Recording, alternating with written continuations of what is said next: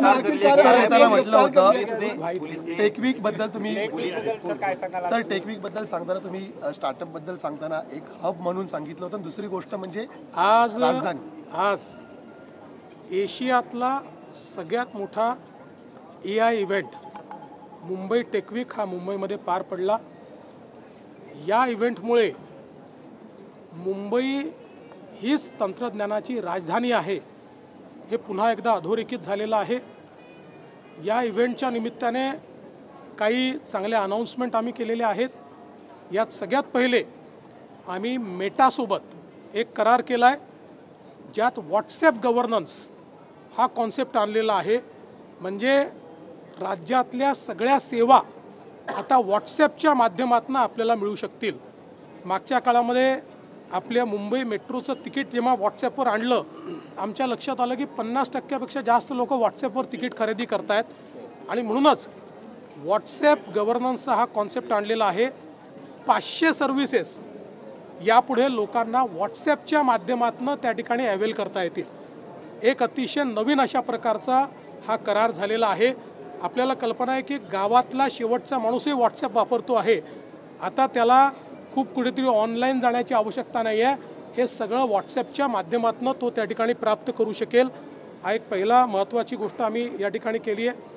दुसरी महत्त्वाची अनाऊन्समेंट अशी आहे की आज NPCI ज्यांनी UPI तयार केलेला आहे, जगातला सगळ्यात मोठा टेक्नॉलॉजिकल पेमेंट गेटवे हा जो भारतामध्ये तयार झाला, ज्याला 80 देशांनी ज्याची सेवा घेतलेली आहे, अशा NPCIचं ग्लोबल हेडक्वार्टर हे मुंबईमध्ये तयार करण्याकरता आज आम्ही त्यांना जागेचे कागदपत्र हँडओव्हर केलेले आहेत.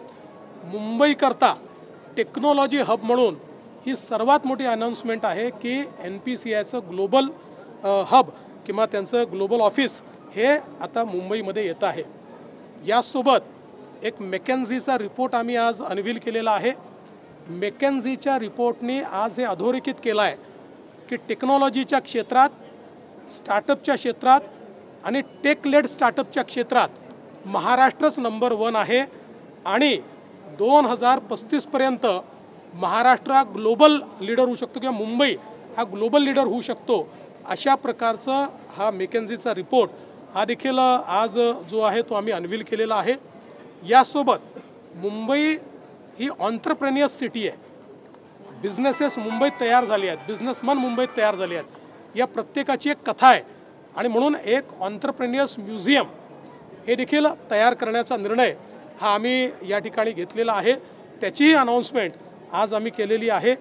त्यामुळे एकूणच या टेकवीकच्या निमित्ताने आणि शेवटची एक अनाऊन्समेंट इनोव्हेशन सिटीच्या संदर्भात जी आम्ही ऑलरेडी घोषित केलेली आहे त्या संदर्भात टीम म्हणजे टेक ऑन्टरप्रेन्युअर्स असोसिएशन ऑफ मुंबई यांच्यासोबत आम्ही एक करार केलेला आहे.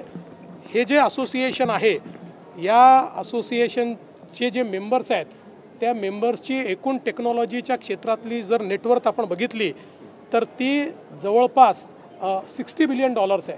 त्यामुळे अशा प्रकारचे सगळे लोक या पूर्ण आपल्या ज्या इनोव्हेशन सिटी आहे या इनोव्हेशन सिटीमध्ये ते स्वतः त्याच्या प्लॅनिंगमध्ये आणि त्याच्या फ्रेमवर्कमध्ये पार्टिसिपेट करणार आहेत.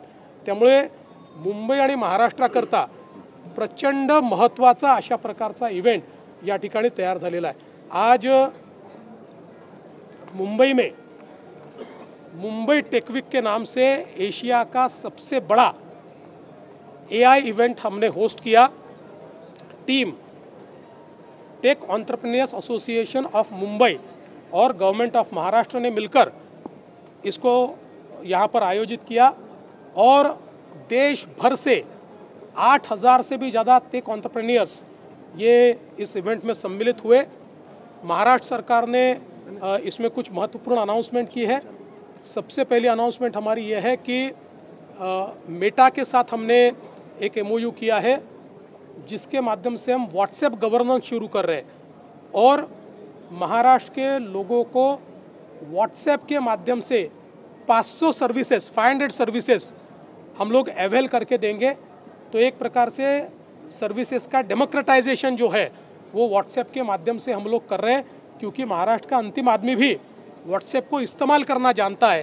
तो एक ये बहुत महत्वपूर्ण इस प्रकार की अनाउंसमेंट हमने की है.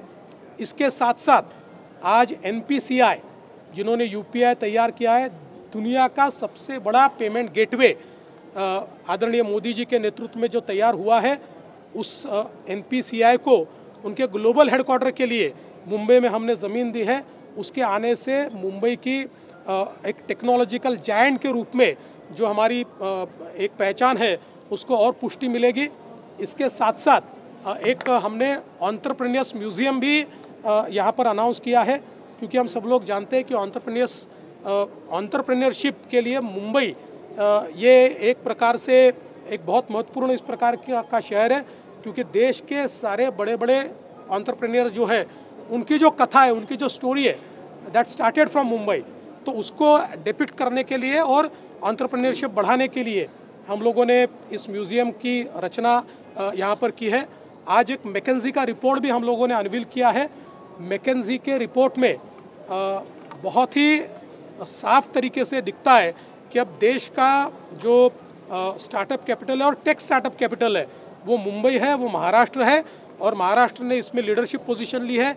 AI में भी महाराष्ट्र ने लीडरशिप पोजीशन ली है, और मैकेंजी ये मानता है कि महाराष्ट्र में आने वाले 10 सालों में 100 से ज़्यादा यूनिकॉर्न्स होंगे और महाराष्ट्र AI रिवोल्यूशन को ग्लोबली लीड कर सकता है। इस प्रकार से मुंबई और महाराष्ट्र की रचना है। तो मुझे लगता है ये भी एक बहुत महत्वपूर्ण चीज़ हम लोगों ने आज की है। और उसके साथ साथ एक हम लोगों ने टीम के साथ take entrepreneur association of India, इनके साथ एक MOU किया है, जो हम लोग एक इनोवेशन सिटी तैयार कर रहे हैं। उस इनोवेशन सिटी को किस प्रकार से उसका फ्रेमवर्क हो, क्योंकि टीम के जो सदस्य है, ये सारे सदस्य अगर हम साथ में पकड़े तो करीब 60 बिलियन का व्यवसाय ये लोग करते हैं। तो टेक्नोलॉजी के क्षेत्र में ये सारे लोग बहुत बड़े पैमाने पर काम करने वाले लोग हैं, इसलिए इनकी मदद लेकर हम लोग एक फ्रेमवर्क तैयार करने का प्रयास करेंगे। तो मैं ऐसा कह सकता हूं कि आज के इस इवेंट ने मुंबई और महाराष्ट्र को टेक्नोलॉजी के क्षेत्र में, AI के क्षेत्र में फिर एक बार नंबर 1 पे लाया है। पुणे का जो मामला है उसमें आरोपी को पकड़ लिया गया है। इस आरोपी की जांच की जाएगी, उसके माध्यम से इसकी जो सही स्टोरी है वो हमारे सामने निश्चित रूप से आएगी। और कुछ चीज़ें आज पुलिस कमिश्नर ने आपके सामने रखी है, कुछ चीज़ें जल्दी हम सामने रखेंगे। अभी चूँकि सारी प्रक्रिया चल रही है इसलिए वो चीज़ें सामने रखना ठीक नहीं है, लेकिन इसमें फॉरेंसिक जो कुछ हमारे तफ्तीश है वो भी हमारे सामने आई हुई है। तो निश्चित रूप से इसकी सारी जानकारी आपको मिलेगी और इस प्रकार के डिपो में ऐसे मिसयूज न हो, इस दृष्टि से भी आगे में कार्रवाई की जाएगी।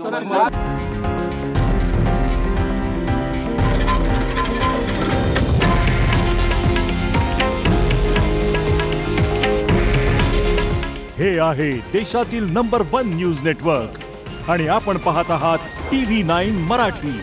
काळजी तुमची, हित महाराष्ट्राचं।